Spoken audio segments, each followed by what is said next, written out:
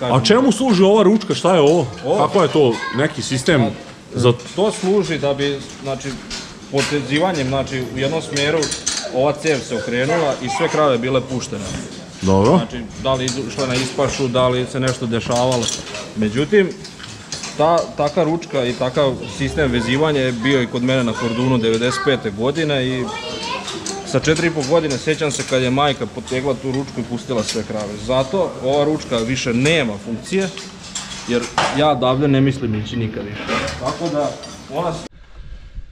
Pozdrav narode, dobrodošli na moj kanal.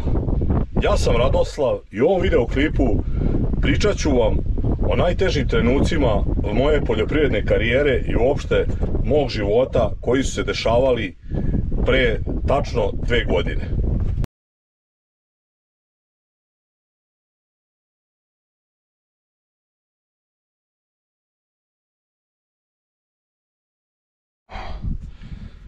...40 stepeni je napolju, možda vidite u daljini radimo suncokret, majstor Mire tera kombajn, a ja sam, pošto je blizu godišnjica ovih svih dešavanja koja su mi bila onako baš gadna i ostavila su veliki ožiljak na mom srcu, rešio sam da napravim ovaj video.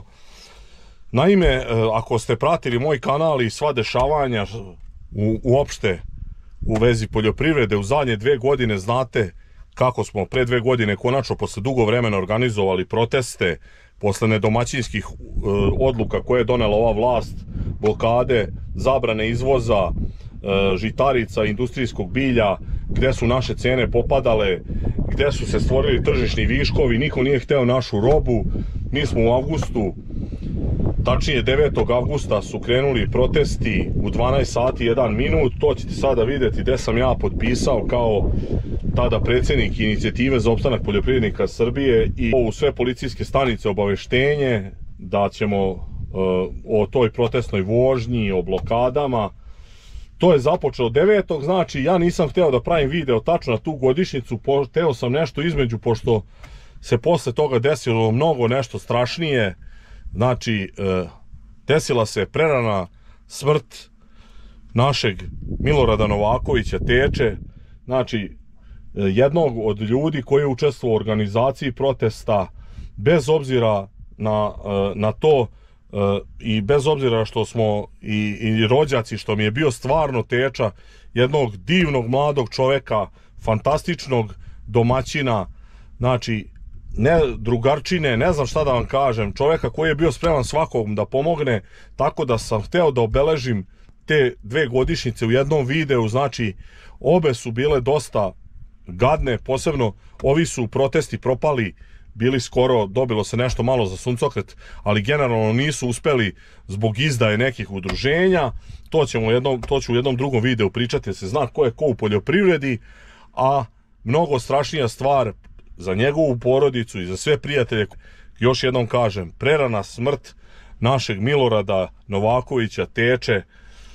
Šta da kažem, čoveka legende koji je otišao sa 32 godine, nas je napustio i na koga je sigurno, na čiju smrt je sigurno puno uticala ne samo ta situacija, nego svi ti protesti, sva ta dešavanja, svi ti pritisci koje smo trpeli. I zato želim u ovom videu da podsjetim na Teču, da se nikad ne zaboravi taj čovek, naravno njegova porodica i još jednom kažem, mi koji smo imali čast da ga poznajemo i da s njim bilo šta sarađujemo, naravno da ga nikad nećemo zaboraviti, ali ja želim da ga ljudi upoznaju kroz moje videe, da vide kakav je to ljudina bio i još jednom kažem domaćin, i zato hoću da na ovu međugodišnjicu da ovaj video ponovo posvetim Teči. Prvi deo vidjet ćete tu još sad neke detalje, neke videe gde smo se mi družili, gde smo imali tih lepih momenata.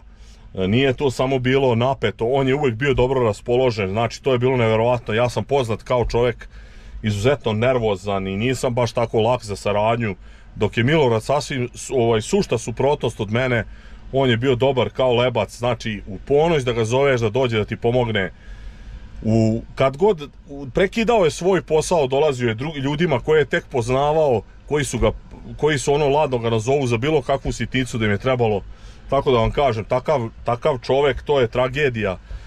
Uopšte je bilo da neko mlad umre, ali takav čovjek da umre, a da, kako ja kažem, ostaju ovi ljudi pokvareni i zli, to je neverovatna jedna nepravda u ovom ljudskom životu. Znači, pogledat ćemo tu još te neke kadrove. Šta da kažem, Tečo, znam da oreš nebeske njive, neka ti je laka crna zemlja i večna ti slava. Pozdravljate tvoj brat. Ispraznit će mi se baterija, ajde kaži. Inače da kažemo ovdje, nijedan nije od naših članova današnjeg klanja, nijedan nije majstor. Kako nije majstor? Sve su majstori. Sve su mesari priučeni, znači mi koljemo u kućnim varijantama, iako je to danas jako malo. Imam, po svim selima imaju, znači, ekipe koje kolju. Evo vi šta Zet Goran kaže, žao ti da platiš 3000, to je zbog toga. Pa nam sve zavitlava. Zašto bi imali zetove, znači jednostavno. Pomognu i mi njima pomažemo uvijek. To ide jedno s drugim. I tu imamo naše drugare. I jednostavno ovo je nešto što mi volimo da radimo u zimskim danima. Ne da volimo. Da popijemo, da pojedemo, da se veselimo. To da, to da. I to je jednostavno taj neki komunistički praznik. Svinjopoj. Komunistički praznik. Kaže ovaj prije ražnik, da se nam to pozajmio, kaže da je loše. To ne može napraviti. Satu Barma trake 11.04 i ražanj od kombajske osovine 170 kombajs zmaj. Ujabo. Koja je najgora ideja koja postoji u veku. Koja? I kažu 100 dinara skupo pečenje. Treći ražanj je ovi karabudi. Ko je još u sred pečenja nastavlja ražanj? Čekaj, ko je rekao da je skupo 100 dinara? Pa evo ovaj ovdje mladi gospodin. Nije skupo 100 dinara. Nije skupo. Nema skupo i 10. Da, ali ovo je još skupio da se ne ispeče lepo i da treba da se baci. Ima da se ispeče da je malo već. Pekli smo normalno, šta si sad tako pojačao vatru? Pa uzu piva da pije zato. Zato što je sad ovo sve pada veće, onda kad je veće, onda vatra mnogo veća. Znate, kad palimo Da, bolji kiseonik, da. Kad palimo kukuruzovinu, onda to noći zgodno zajebalo vek, velika vatra. Tako da... Oj, či, To smiri se. ajde, djeko, živeli. Ajde. Nek ti je prikulica sretnija. Hvala.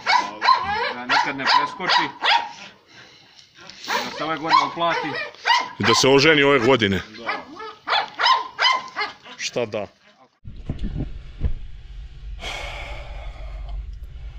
Eto, znači, kao što sam rekao, bliži se druga godišnjica smrti našeg Teče. Mnogo ljudi zove, pita kako se snalazi njegova porodica, šta će ljudi, bore se, to su divni ljudi. Ne može više njima nikakve utehe nema, to sam i rekao prošle godine. Njega ne bi moglo da zameni ništa, a zamislite kako on je bio temelj te kuće, tog domaćinstva. Ljudi, naravno da ta bol i ta rana na njihovim srcima nikad ne može da prođe. On je meni bio Teča, Zet, kako da kažem, ali toliko sam ga zavoleo, takav je čovjek bio da to ne može da se objasni. Svi koji su ga upoznali ljudi bili su njim oduševljeni i zato još jednom kažem, ne smemo dozvoliti da njegovo ime i njegova dela odu u zaborav. Znači moramo ga spominjati, moramo podsjećati ljude, imate u mojim videima, gledajte.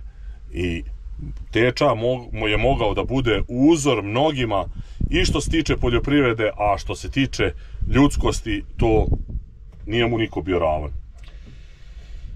Sada, posle ove tužne, kako da kažem, ove moje tužne besede vezano za našeg Teču, sada ću preći na ovu drugu stvar vezano za te proteste i te ukupno organizaciju poljoprivrednika u zadnje 2 godine. Videli ste šta se sve dešavalo. Uspeli smo nešto da se izborimo, na sve strane ima bušenja, ima gomila, ima 99% udruženja su pod kontrolom ove mafije koja je zauzela državne institucije, stalno osnivaju neka nova banditska udruženja, pokušavaju da proguraju tu neke prevarante da bi oni bili neki kao vođe seljaka. Naravno ljudi to shvataju, neki shvataju, neki ne. Meni su ti protesti iz 2022. godine bili jako stresni zbog toga što sam bio sam u velikim nekim, kako da kažem, imao sam privatnih problema. U to vreme nisam iznenađen bio ni jednim potezom ove mafije koja vlada državom, niti policije koja štiti mafiju, ni BIA, ni službe. To me ništa nije iznenadilo, to mi je bilo lako za rukom. Međutim, najteže mi je bilo rad sa našim kolegama poljoprivrednicima. Znači, tu se nisam nadao da smo toliki zli i da smo toliko zli, toliko loši ljudi. I onda najbolje sam sve objasnio u jednom intervjuu koji sam dao za jedan portal koji se zove Voice. Možete to da naći, da pročitate, to i dalje postoji, ako je staro već 2 godine. Zove se, ukucate razočarani paorski general i onda pročitate tu sve šta sam rekao i to i dalje stojim iza toga. Znači, mi smo 90 i nešto posto poljoprivrednika je jako pokvareno i nepošteno. Kažu ljudi, jao, nismo nepošteni, mi smo kukavice. Znate kako ono ide? Da bi čovjek bio pošten, mora biti hrabar. Anime, čim si kukavica i nepošten si. Nema tu šta. Neću sada se nerviram bez veze. Uglavnom, to kada sam uvideo kakva je situacija, jako sam se razočarao u kolege i zato sam i dosta digao ruke od svega ovoga. Jedino su me kolege mogle odvratiti od borbe. Mislim, ja se i dalje borim za to, kako kaže, za opstanak malog i srednjeg seljaka. Međutim, jako sam se razočarao i sada ću vam u ovom videu dalje pokazati da vidite s kakvim ljudima sam imao posla. Ovdje ćemo sada napraviti kao neke mini skečeve. Znači, nije uopšte smiješno, ovo je tragikomično, ali hoću da vam pokažem kakve su ljudi imali. Izabrao sam top 7 najneverovatnijih izgovora koje su mi ljudi govorili ili telefonom ili uglavnom sam u stvari u lice zašto neće da izađu na protest.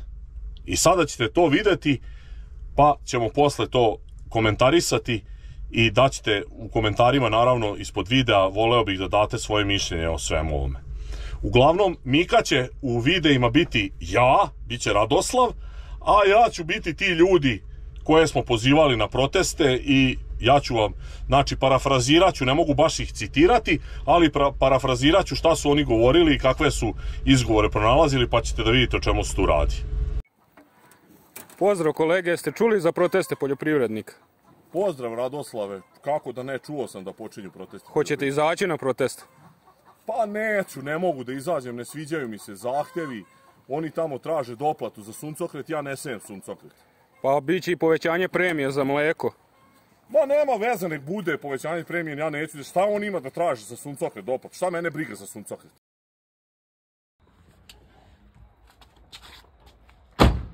Zdravo Kuzmane. O, gde si Rajko, šta ima? Evo, spremamo se za proteste, loše stanje u poljoprivredi, pa rekao da te pitam, da li bi nas podržao? Pravo ti kažem, ne bi. Nema od tog ništa, znaš i sam koliko smo puta pravili proteste, nikad ništa nije uspelo. Još se ove vođe protesta, gdje uzmu pare, raziđu se ljudi, sve propadne. Pa ja sam vođe ovdje protesta sad. Pa znam ja, Rajko, da ti si pošten, ali ovi drugi će uzeti pare i sve će propasti. Nema od tog ništa, nemaju ovi ni novaca, ne mogu vam pomoći, ne mogu vam se pridružiti. 2000 years later. Zdravo Kuzmane. O, gde si Rajko? Šta radiš? A evo, malo nestalo para, legle mi subvencije pa došao da podignem. Pa ti reče da nema ništa od toga. A jebi ga druže, nemoj sad, pa i ne bi, legle su pare, ali oni bi vam i ovako dali da niste protestovali, nemoj sad. Da, sigurno. Pa ja ti kažem da bi. Pozdrav kolega, jeste čuli za proteste poljoprivrednika? Čuo sam kolega i ja bih stvarno izašao, ali ne mogu, evo vidite, neregistrovani je traktor, nemam uslove, zaustavit će me policija, platit ću kaznu i ovako sam u problemima, naša roba sva jeftina, tako da stvarno nisam u mogućnosti da izađem. A few moments later.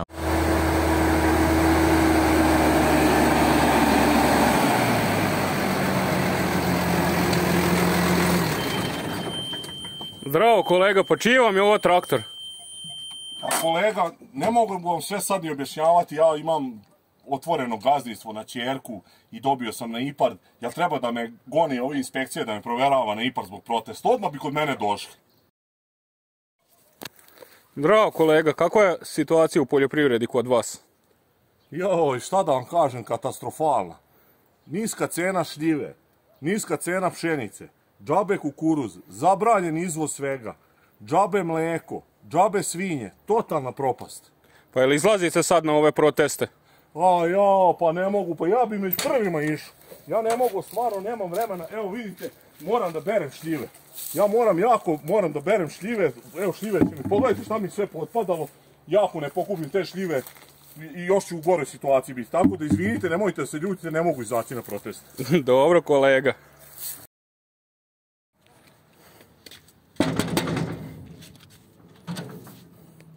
Zdravo Radoslave, otkud ti? Zdravo Dragane, ej, pa čuo si za ove proteste, idemo od kuće do kuće, bukvalno zovemo ljude da izađu, da nas podrže. Da li ti možda izađeš da nas podržiš? Čuo sam Radoslave, ali veruj mi da ne mogu. Ti znaš moju situaciju. Znaš da ja i mama sami živimo. Evo pogledaj, kupila je sad na pijaci paradajza i ja sad moram da ostanem da sa njom kuvam paradajz. Ona toliko insistira, ja stvarno ne mogu. Moram da skuvam paradajz, pokvarit će se, izvini, neki drugi put. Dobro Dragane. Zdravo Gojko. Zdravo Rajkane moj. Šta radiš? Pa evo ništa, od mana više ova vrućina i to. Kakva je situacija kod vas u poljoprivredi? U našem kraju? Da. Katastrofa, već 3. godina, suša. Šta da ti kažem, nije verovatno ni kod vas mnogo bolje. Loše cene, ovi zabranili izvoz. Propast. Pa hoćeš izaći na proteste? A izašao bi ja, moj Rajkane, ali nije to za nas male. Znaš da ja radim 7 hektara. To izlaze ovi veliki što rade i po 9, 10 hektara i više. Pa ima kod nas u udruženju i malih poljoprivrednika isto koji rade po 5 hektara pa su izašli. Ma verujem ja tebi, ali gledaj, glavni razlog su ove moje 2 lepotice. Ja ti više volim lov nego išta. A ako izađem na te proteste, milicija će mi upisati, doće, uzet će mi oružje, a ja sam ti bez oružja, ko golišao čovek. Zdravo Jaroslav. Zdravo Radoslave. Šta si me zvao? Pa čuo sam, ja pratim ovaj tvoj kanal i video sam da počinju ovi protesti, pa sam hteo da ti se javim, da sam ja hteo da idem na proteste, ali stvarno ne mogu. Verovatno se ljudi ni ne javljaju, ja ti se odmah javljam, imam opravdanje, ne mogu nikako. Traktor mi je na pola pocepan, otišla mi korpa, kvačilo, nema ništa od toga, ja imam onaj 533 stari. Pa to nije to problem, imam ja 4 traktora, uzmi, vozi koji god hoćeš. A ne znam ti, ja ne znam ni na Rusu brzine, na tom tučaju, ne znam brzine, ne bi ja to smeo da vozim. Pa dođi u Pazovo, ima traktora koliko god želiš, biraj koji hoćeš, mi ćemo neki drugi voziti. Vidi da ti kažem, Radoslave, šta je stvarni problem. Ajde, evo vidiš, ja pravo da ti kažem, kupujem ukradenu ulje. Ja nemam za to račune. Šta sad mene u Pazovi na tim vašim protestima uhapsi policija i dođu mi kući i vide da ja nemam računa za ulje? Šta ću ja završiti u zatvoru za ulje? I nemam računa, ja to moram da čuvam sad dok budu protesti. Videli ste ovih 7 veličanstvenih. Bilo je tu još raznih izgovora, na primjer, dobio sam zemlju preko prava prečeg, dolazit će mi inspekcija, onda u PDV-u sam zbog toga ne smijem da izađem na proteste, tražio sam PDV, doće mi inspekcija odmah. Stvarno je bilo tih neverovatnih izgovora, ovih 7 sam izabrao koje sam zapisao kada su mi se ljudi javljali i šta su govorili i koje sam lično viđao. Nadam se da vam je ovaj video pokazao sa kim imamo posla i sa kim smo ušli u borbu protiv mafije. Znači, da smo mi kako treba, ne bi sigurno ovo moglo da se dešava sa državom, ni sa poljoprivredom. Znači, osnovni problem je u nama. To je ono što sam rekao u tom intervjuu, mi smo još gori od ove vlasti i sve nam se ovo sa razlogom dešava. Znam da će mnogi reći opet mračan video, ovo ono, morao sam ovo da uradim, morao sam da obeležim godišnjicu smrti našeg teče, morao sam da objasnim isto ponovo sva dešavanja sa tih protesta da biste vidjeli kako izgleda raditi sa našim ljudima. Nemojte misliti da sam ja sad tu nešto hteo namjerno da mračim, nego to je tako kako jeste. U svakom slučaju hvala vam na gledanju klipa, ako do sad niste zapratili moj kanal, zapratite. Ostavljajte lajkove, komentare, delite moje video snimke. Naravno u komentarima pišite koji je po vama izgovor šampionski, da li je ovaj moj odabir dobar. Nastavljamo druženje na mom kanalu, iako me ovi opasno blokiraju. Vidimo se u sljedećem klipu. Pozdrav!